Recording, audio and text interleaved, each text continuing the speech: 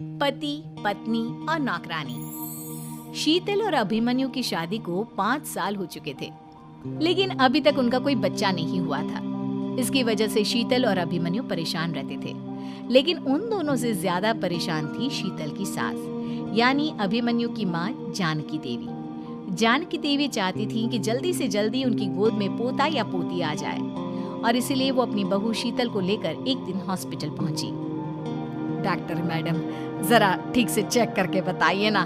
कई बड़े बड़े डॉक्टर को दिखाया है, लेकिन मेरी बहू माँ ही नहीं बन पाती। मैंने शीतल को बहुत अच्छे से चेकअप किया है।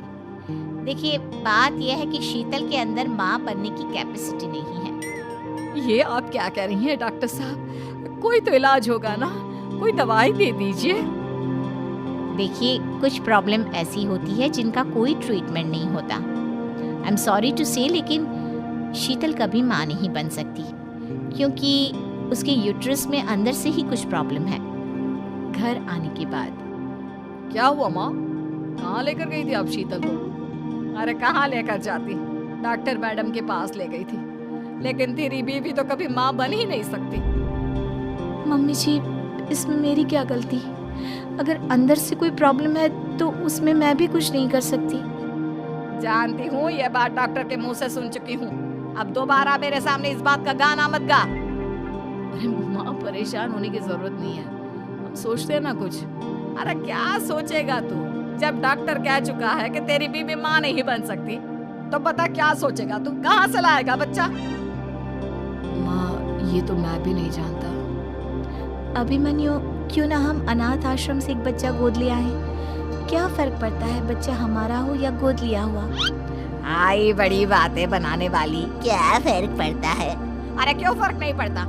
मुझे इस वंश को आगे बढ़ाने के लिए मेरे बेटे का खून चाहिए, किसी दूसरे का नहीं। लेकिन माँ, अब जानती है कि ये अब पॉसिबल नहीं है। मैं कुछ नहीं जानती। मैं किसी पराये की औलाद को इस घर में अपना पोता या पोती बन के बढ़ता हुआ नहीं देख सकती। मेरा वंश मेरे बेटे के खून से ही आगे बढ़ेगा। लेकिन मम्मी जी, ऐसा कैसे हो पाएगा?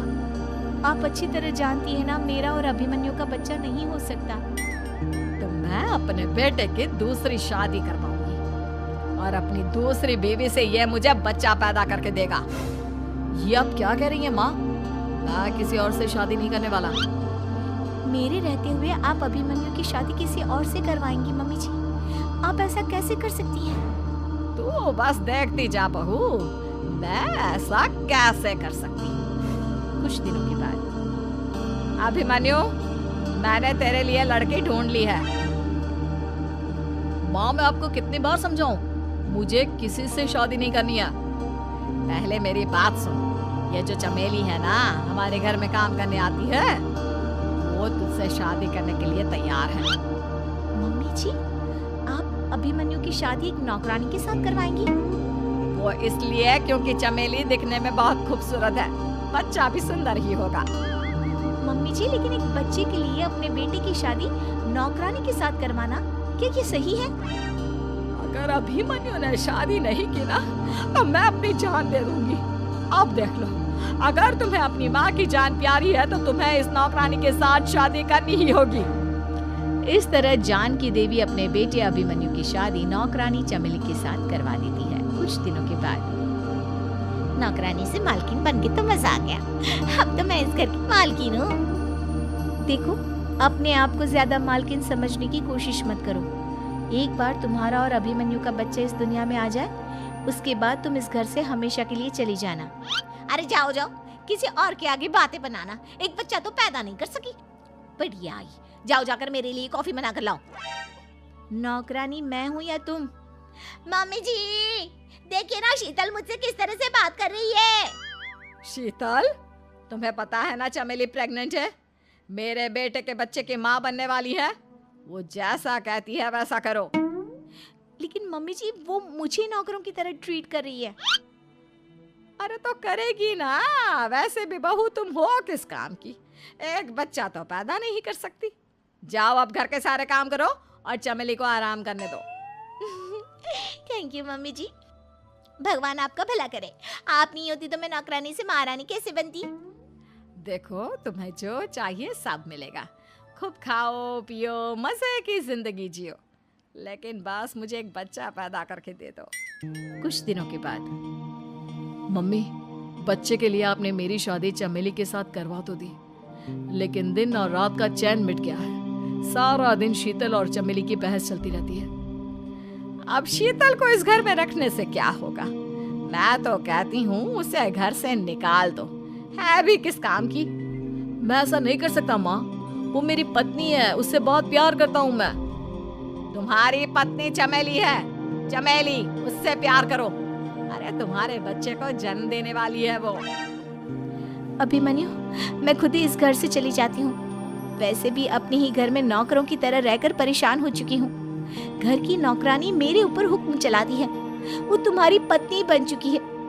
अब मेरा इस घर में क्या काम? अभिमन्यु के बार बार रोकने पर भी शीतल उस घर से चली जाती है। कुछ दिनों के बाद चमेली एक बच्चे को जन्म देती है। भगवान ने मेरी सुन ली, मेरे बेटे का घर भर गया, उसका अपना बच्चा इस दुनिया में आ गया। मम्मी जी, बच्चे को हाथ लगाने से पहले मेरी एक शर्त तो सुन लो। तुम कहना क्या चाहती हो चमेली? आपकी मम्मी को बहुत शौक था ना अपने पोते को खिलाने का। अब देखो, इस दुनिया में हर चीज की कोई ना कोई कीमत तो होती है। तुम अपनी आधी प्रॉपर्टी मेरे नाम कर दो, बच्चा तुम्हारे नाम। अरे लेकिन मैंने अपने बेटे से तुम्हारी शादी करवाई है, अब ये सौदेबाजी कहाँ से आ गई? जो औरत अपनी बहू को घर से निकाल कर एक नौकरानी के साथ अपने बेटे की शादी करवा दे, वो तो सौदेबाजी कर ही सकती है ना। उसका कैसे भरोसा कर सकते हैं? मुझे बस आप लोगों की प्रॉपर्टी चाहिए, उसके बाद ही बच्चे को आप हाथ लगा सकते हैं। मैंने कहा था ना मम्मी, आप गलत कर रही हैं। देखिए, उसका नतीजा आपके सामने है। जब शीतल को पता चलता है कि अभिमन्यु और चमेली का बच्चा दुनिया में आ गया है, तो वो अपने घर पहुंचती है। अभिमन्यु, कहाँ है आपका बच्चा? क्या मैं उसे देख सकती हूँ? कुछ भी मत पूछो शीतल, माँ की हुई एक गलती हम लोगों पर भारी पड़ रही है। वो नौकरानी अपनी औकात पर आ गई है और अब हमसे अपनी आधी प्रॉपर्टी मांग रही है, वो भी बच्चे के बदले में। एक बात कहूँ अभिमन्यु, आप उससे कुछ भी देने से मना कर दो। अरे कैसी बात कर रही हो? मेरे बेटे की औलाद है उसके पास, ऐसे कैसे मना कर दे? मम्मी जी, वो अभिमन्यु का बच्चा नहीं है, वो चमेली और उसके बॉयफ्रेंड का बच्चा है। ये तुम क्या कह रही हो शीतल? ये देखिए वीडियो, चमेली और उसका बॉयफ्रेंड आपस में बातें कर रहे हैं कि उन दोनों ने मिलकर आपको बेवकूफ बनाया है और अब इस बच्चे के बदले आपसे प्रॉपर्टी भी हड़प लेंगे। हे भगवान, ये मुझसे क्या हो गया?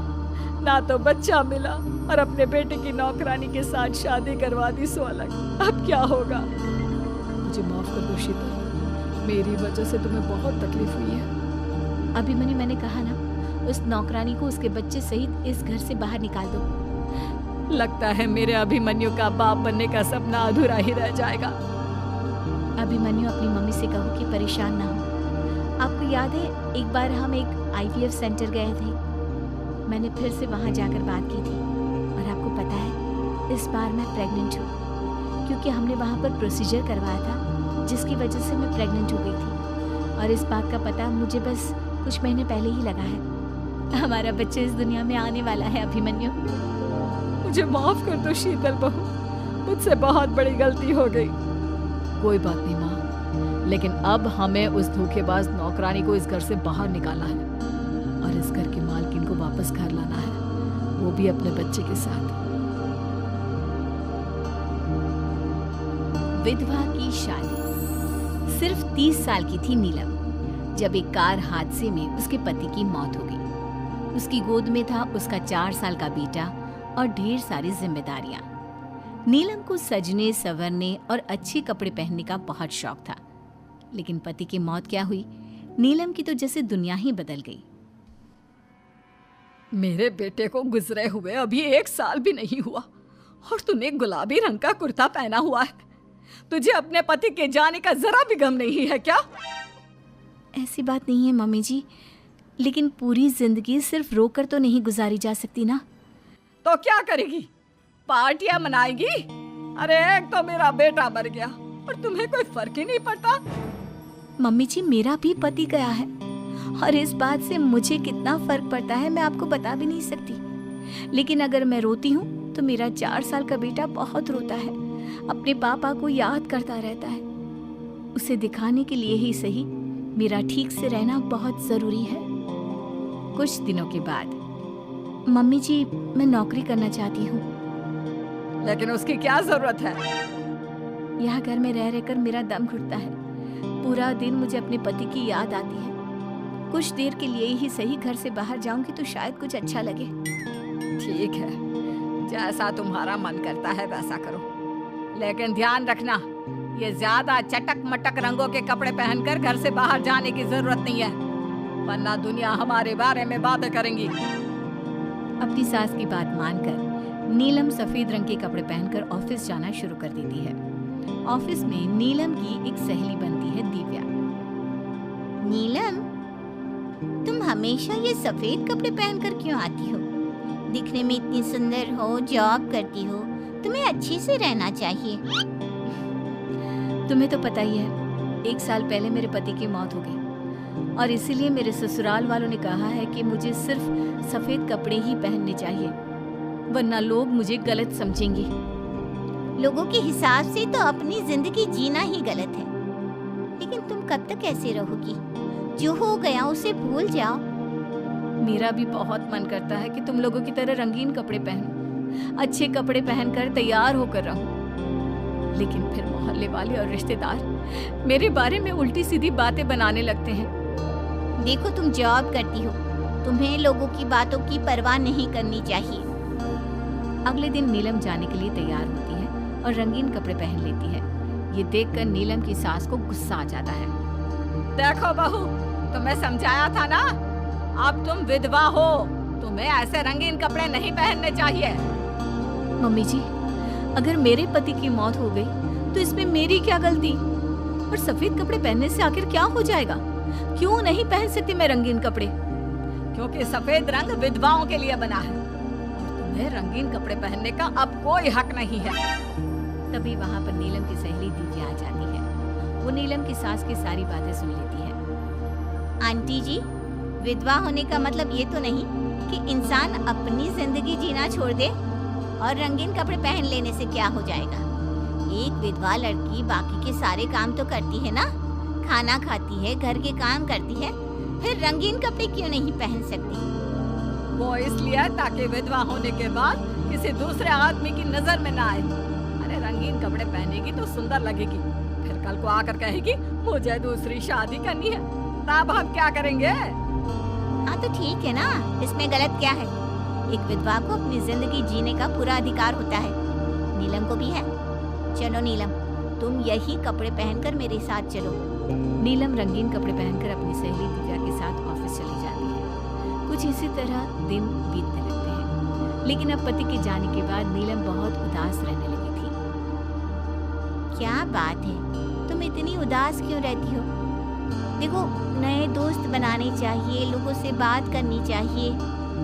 तुमने देखा ना, कितनी मुश्किल से सफेद रंग के कपड़ों से मुक्ति मिली है, और अब रंगीन कपड़े पहनूंगी, दोस्त बनाऊंगी तो समाज मुझे वैसे ही जीने नहीं देगा। इस मामले में तुम्हें समाज की परवाह नहीं करनी चाहिए नीलम। लोगों का काम क्या है? बातें बनाना ही तो है।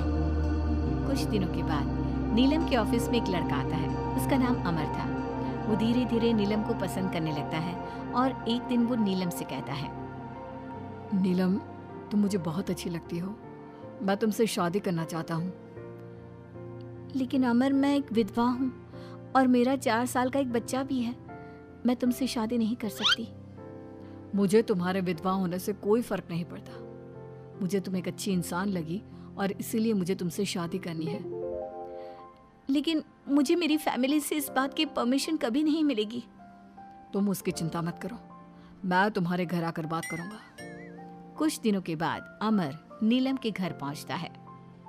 नमस्ते आंटी जी, मैं अमर हूँ, मैं आपकी बहू नीलम से शादी करना चाहता हूँ। मुझे तो पहले से पता था, पहले तूने विधवा वाला सफेद रंग छोड़कर ये रंग बिरंगी कपड़े पहनने शुरू किए और अब तेरा चक्कर भी चल रहा है। नहीं मम्मी जी, आप गलत समझ रही हैं, मैंने ऐसा कुछ नहीं किया। अगर ऐसा कुछ नहीं किया तो फिर कौन है ये लड़का, और यहाँ हमारे घर तेरे साथ शादी करने की बात करने क्यों आया है? आप नीलम को गलत समझ रही हैं। मैं नीलम को पसंद करता हूँ और उससे शादी करना चाहता हूँ। उसने मुझसे कभी ऐसा नहीं कहा।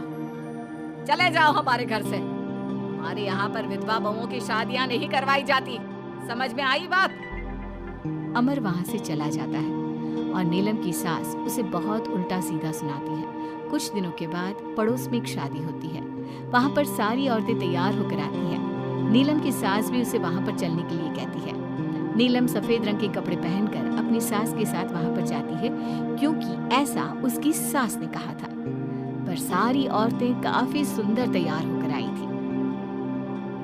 देखो तो मेरी साड़ी का कलर कितना सुंदर है, तुम्हें पसंद आया? और ये देखो मेरे कंगन, पिछले महीने ही दिलवाए थे मेरे पति ने, कितना अच्छा डिजाइन है ना? अरे तुम्हारी मेहंदी तो दिखाओ, रंग तो बहुत सुंदर आया है। लगता है तुम्हारा पति बहुत प्यार करता है तुमसे। और नहीं तो क्या। और वैसे भी ना मुझे मेहंदी का ये लाल रंग बहुत पसंद है। अरे जरा उधर तो देखो, ये नीलम वहाँ पर क्या कर रही है? हम सबके बीच में विधवा का क्या काम? अरे इसका यहाँ होना तो मनहूसियत है। इसकी सास को इतना भी नहीं पता कि इसे यहाँ नहीं लाना चाहिए था। ऐसे सफेद कपड़े पहनकर बैठी हुई है, दूर से पता चल रहा है कि उसका पति मर गया। नीलम की सास ये सारी बातें सुन लेती है और फिर अपनी बहू के उदास चेहरे की तरफ देखती है। नीलम की सास को इस बात का एहसास होता है कि उसने अपनी बहू के साथ अच्छा नहीं किया। घर आने के बाद, नीलम जरा मेरे पास आना बेटा। क्या हुआ मम्मी जी? मुझसे कोई गलती हुई है क्या? लो बेटा, बहुत सुंदर सुंदर और रंगीन साड़ियाँ हैं, ये सब तुम्हारे लिए। और सुनो, वो जो लड़का उस दिन घर आया था ना, क्या नाम था उसका? अमर। उसे कहना कि वो मुझसे आकर मिले। लेकिन अचानक क्या हुआ मम्मी जी? सब ठीक तो है ना? आप ये कपड़े मुझे क्यों दे रही हैं? और अमर से क्या काम है? बेटा, मेरे बेटे की मौत के बाद भी तुम मेरा इतना ख्याल रखती हो, नौकरी करती हो, पैसे कमाती हो। आज जब उस शादी में मैंने दूसरे लोगों की बातें सुनी, तब मुझे इस बात का एहसास हुआ कि विधवा होने के बाद भी तुम्हें जीने का अधिकार है। मम्मी जी मैं कुछ समझी नहीं। देखो बेटा, जो चला गया वो चला गया, लेकिन आज के बाद तुम रंगीन कपड़े पहनोगी, खुश होकर रहोगी। और हाँ, मैं खुद तुम्हारी शादी अमर के साथ करवाऊंगी। लेकिन मम्मी जी आप ये सब क्यों कर रही हैं? मैं तो आपके कहने पर सफेद कपड़े पहनकर शादी में गई थी। वही तो बेटा, मुझे अच्छा नहीं लगा। और ऐसा तो किसी किताब में नहीं लिखा कि विधवा होने के बाद एक लड़की को सिर्फ सफेद कपड़े पहनने चाहिए। अगर तुम ससुराल में रहकर अपनी जिम्मेदारी उठा सकती हो, तो फिर अपनी जिंदगी में सारी खुशियों पर भी तुम्हारा अधिकार है। नाचने वाली से शादी। दिनेश एक बार अपने दोस्त अमर की शादी में उसके गांव गया। दिनेश और उसके दोस्त शादी में जमकर मजे कर रहे थे। अमर की शादी में एक नाचने वाली लड़की भी आई थी, जिसका नाम था अमृता। उसका नाच देखकर वो लड़की दिनेश को बहुत पसंद आ जाती है। जब वो लड़की शादी में डांस करके वहां से जाने लगती है, तो दिनेश उसके पास जाता है। देखो, तुम मुझे बहुत पसंद हो, तुम बहुत अच्छा डांस करती हो। जी शुक्रिया, डांस की बात तो सही है, लेकिन आप मुझे पसंद करते हैं ये बात समझ में नहीं आई। इसमें समझना कैसा? मैं तुमसे शादी करना चाहता हूँ। हाँ, आपको पता नहीं क्या, मैं नाचने वाली हूँ और हम जैसी लड़कियों से कोई शादी नहीं करता। बहुत लड़के आते हैं तुम्हारी तरह बातें बनाने वाले, शादी के प्रपोजल्स लेकर लेकिन शादी कोई नहीं करता। कौन करेगा मुझसे शादी?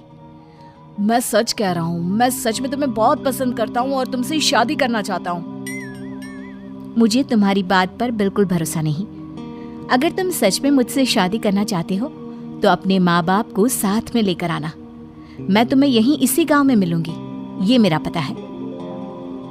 शादी होने के बाद दिनेश अपने घर लौट आता है। अपनी माँ के पास जाकर कहता है, माँ, मैं अमृता नाम की एक लड़की को बहुत पसंद करता हूँ, उससे शादी करना चाहता हूँ। अरे बेटा, लेकिन ये अमृता है कौन? किसकी बेटी है? कैसा घर बार है, कुछ बताओ भी। बस सीधे आकर शादी की बात कर रहे हो। वो क्या है ना, वो लड़की एक नाचने वाली लड़की है। मेरे दोस्त अमर की शादी में मैंने उसे नाचते हुए देखा था। क्या? नाचने वाली लड़की? नहीं नहीं नहीं, नाचने वाली लड़की को हम अपने घर की बहू नहीं बना सकते। लेकिन माँ, मैंने उससे वादा किया है, मैं उसी से शादी करूंगा। वादा करने से पहले अपने माँ बाप से पूछना जरूरी नहीं समझा?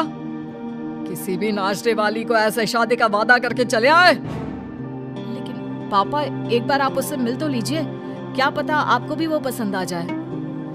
दिनेश के माँ और पापा दिनेश और अमृता की शादी के लिए तैयार नहीं होते। एक दिन दिनेश के मम्मी पापा अपने गांव से बाहर कहीं जा रहे होते हैं, तभी अचानक से एक गाड़ी वाला दिनेश के पापा के स्कूटर को टक्कर मारकर चला जाता है। दिनेश के मम्मी और पापा दोनों सड़क पर घायल होकर गिर जाते हैं। तभी वहां अमृता आती है। अरे अंकल आंटी, आपको तो बहुत चोट लगी है, चलिए मैं आपको हॉस्पिटल लेकर जाती हूँ। अमृता दिनेश की मम्मी और पापा को हॉस्पिटल में एडमिट करवा देती है और उनका ख्याल रखती है। जब दिनेश हॉस्पिटल पहुंचता है, अमृता, तुम यहाँ क्या कर रही हो? तो क्या ये तुम्हारे मम्मी पापा हैं? वहाँ सड़क पर उनका एक्सीडेंट हो गया था, इसलिए मैं यहाँ हॉस्पिटल में लेकर आ गई। क्या ये वही लड़की है बेटा जो तुम्हें पसंद थी? हाँ माँ, यही तो है अमृता, जिसके बारे में मैंने आपसे बात की थी। हमारी सोच गलत थी। ये लड़की तो बहुत अच्छी है और हम तुम्हारी इससे शादी करवाने के लिए अब बिल्कुल तैयार हैं। इसके बाद दिनेश और अमृता की शादी हो जाती है। अमृता एक नाचने वाली थी और इसलिए वो किसी भी तरह की आवाज पर नाचना शुरू करती थी। एक दिन जब वो किचन में खाना बनाते वक्त झूम झूम कर नाच रही थी। अरे बहू, तुम यहाँ किचन में खड़ी होकर डांस क्यों कर रही हो? यहाँ कौन सा गाना बज रहा है? मम्मी जी, वो कुकर की सीटी का म्यूजिक है ना, बस उसी पर डांस कर रही थी। आप भी सुनिए ना, कितना अच्छा म्यूजिक है। अरे अब कुकर की सीटी पर कौन डांस करता है? अजीब नाचने वाली बहू मिली है। माना दिल की अच्छी है, लेकिन कुकर की सीटी पर भी नाचती है। भगवान भला करे।